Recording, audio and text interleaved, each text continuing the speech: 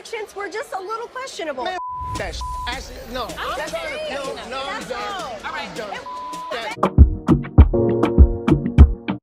Hi everyone, welcome back to my channel, and today we're going to review the final episode of the Real Housewives of Potomac.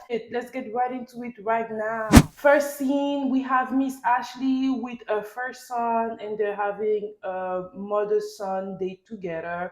Her son is not in the mood, he's asking about his dad, and when this is happening, Ashley is letting us know that she finally found a home. She's on the phone with her mom who gave her a call, and she's excited. Her son is excited too. She's telling us that the home was not bought in an LLC with Michael like she planned to do so, because this would not make sense for her to buy a house with the man she is about to divorce. But then production asked her, how is the mortgage going to be split? And this is what she said. Splitting the mortgage, who pays what? We are still married and buying this home. We are 50-50 owners. This is $13,000 a month. And I'm like, that's a lot for me by myself. Ashley girl, so basically you're not buying the house under Michael LLC. You're not buying with Michael, which means the house is basically going to be under your name, but Michael is still going to pay mortgage. You might split the mortgage. You talked about the mortgage is $10,000 and it is way expensive for you.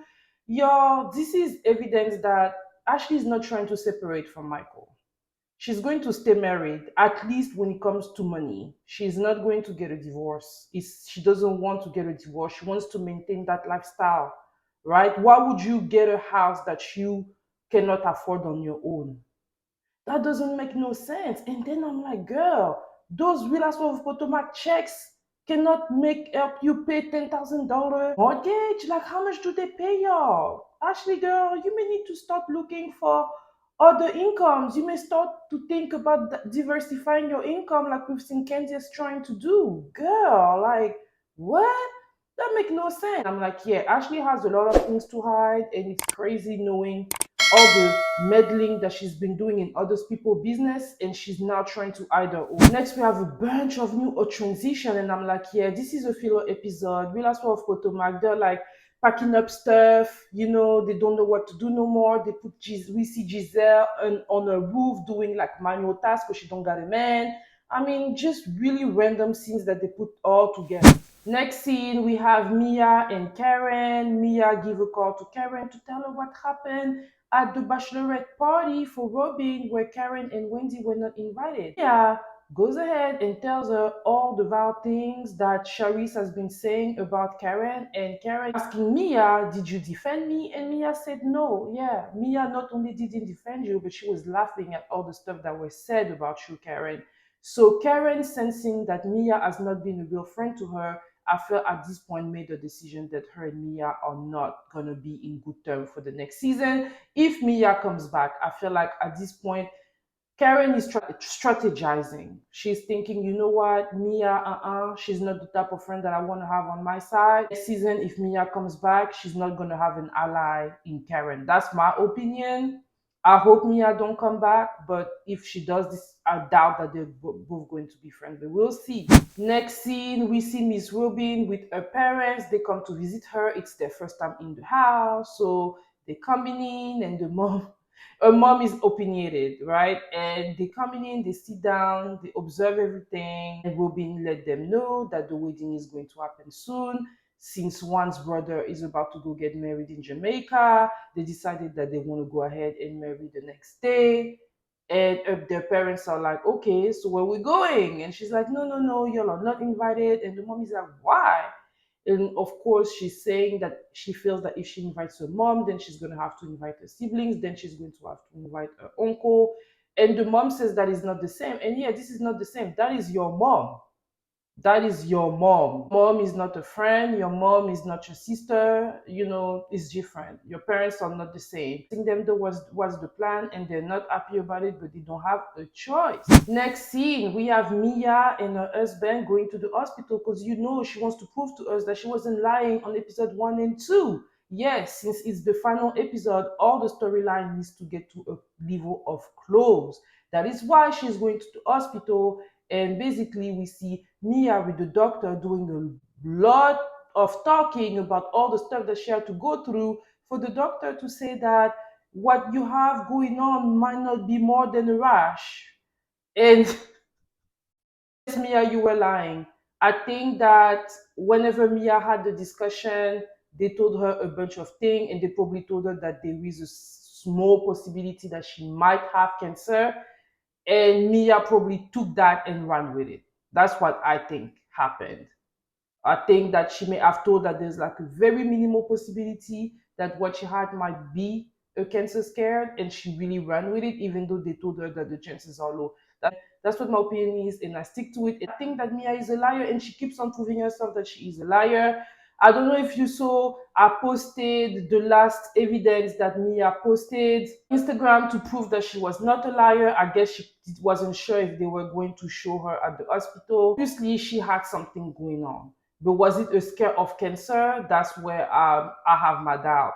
Let me all know what you think in the comments. Scene, we have Giselle with her daughters. Well, yeah, Giselle has nothing going on, so she doesn't really have nothing to close when it comes to her own storyline. So yeah, she brings her daughter because her daughters are basically the only and best storyline that she has on her own. Please note, I said on her own, because what Giselle does is that she's going to meddle in everybody else's storyline and say lie about them while not really bringing up anything but showing us her cute daughters. So they're talking, and she's announcing to them that she's going to get a hysterectomy, which means that she's going to get her uterus removed because she has a very big fibroid. And when she's explaining that to her daughters, they have a very awkward moment when her daughters are really good with biology, and it was quite hilarious. I mean, the American system is known not to be the best when it comes to school, and I'm talking about school, high school. The American system is probably one of the worst in the world. I think that they end up, catching up in college because America has some of the best school in the world, but before then, it's a struggle. Like, I remember learning about somebody's uterus when I was 8 years old in where I'm from. So it was kind of awkward to see those beautiful and I'm sure pretty smart young lady not really know about what's going on inside their own bodies because they are women. But hey, it was an awkward, funny time, and she was still able to explain to her. I liked how they motivated their mom, told her that it's true that you're going to have your uterus removed, but you're still a woman. It doesn't change who you are at your core. I thought that was a beautiful things for a daughter to say, and it shows a lot of maturity on their part. So it all, as usual, very nice scene from Giselle and her daughter. I just don't want to see that next season anymore. And when I say I don't want to see that next season anymore, I love to see Giselle with her daughter, but that is just not enough, right? So Giselle is going to have to step up because we see right through what she's doing, and I pray we don't have to go through another season of her doing a shenanigans because it's not working with me anymore. Is that working with you? Let me all know in the comments. Next scene, we have Wendy and Karen is calling a new ally. Yes, I believe that Karen and Wendy are going to be very good ally together, and she's basically telling her what was said at the bachelorette party, and Dr. Wendy came in and told her that Mia is not a friend to her, basically. And they agreed, and they go from there. We have Candiace party. Candiace is having a party for a new video, and I see that people are confused. Some people think it's going to be an album release party.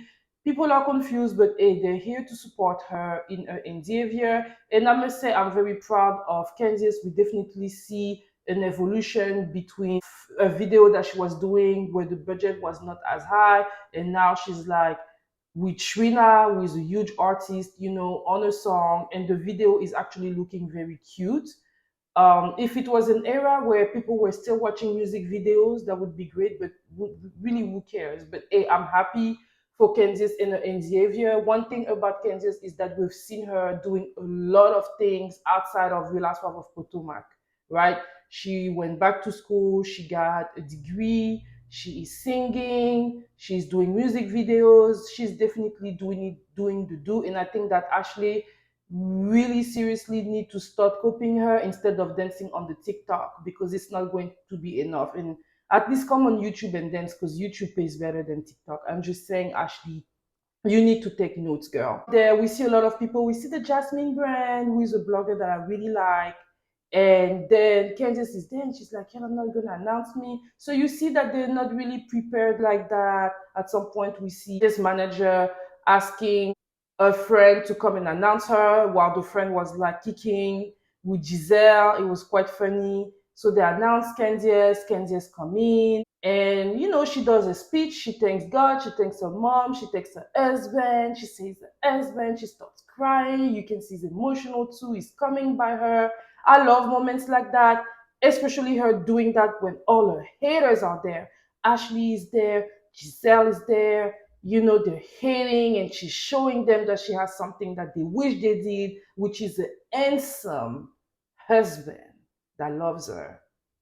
Take that. So yeah, they're doing this, and then on the confessional, the producer asked Giselle, what do you think about Candice a music video? What do you think about a song? And Giselle is saying that she doesn't even remember it, but she wishes Candice the best endeavor. I mean, at least she did that, right? There, in the meantime, we see Giselle trying to be instigator with La Grande. Tell you she called you a prostitute?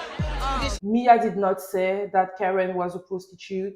When Giselle and them were talking, Mia asked, so do you mean she is a prostitute? So yeah, they're doing all of that, but it's working because Karen is not happy with Mia, right? He's not here for it. She does what she does best, which is not giving them the attention. And then at some point, we see Charisse trying to come in. Do you have something to say to me? I'm not speaking about you. Oh, now you're not. Charisse was just looking for another scene. It's almost the end of wrapping up. Charisse is realizing, I need to be seen everywhere. Let me come in and try to fight with her. And Karen was like, girl, bye. I'm not going to give you the attention you've been looking for 16 episodes. This is not going to happen, girl. So then Karen takes Mia aside, they have a conversation, and I think at this point it is clear that they're not going to be friends anymore. I tried to get to Karen all season, and once again she showed them why she's La Grande. She's not going to, get into the shenanigans, right?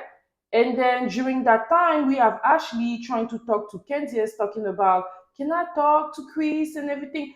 Ashley, what do you want to talk to Chris about? And that's another thing I had an issue with.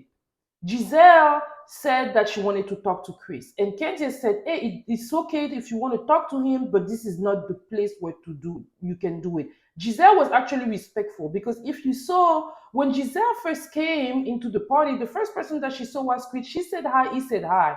I feel like Giselle could have talked to him at that point, but she wasn't ready to tackle that right away.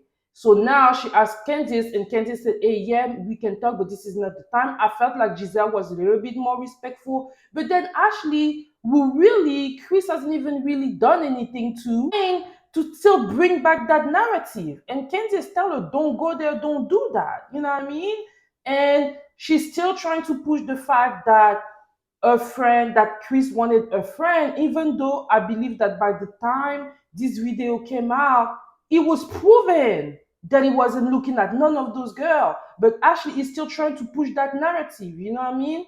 And Candice tell her, don't do that, don't do that, don't do that. But she still goes and tries to talk to Chris, and Chris got really mad. He gathered her, okay? He gathered her. On me, you will be sorry, because I will do something about it. I'm not going to just sit here and be like, oh, yeah, say whatever the you want.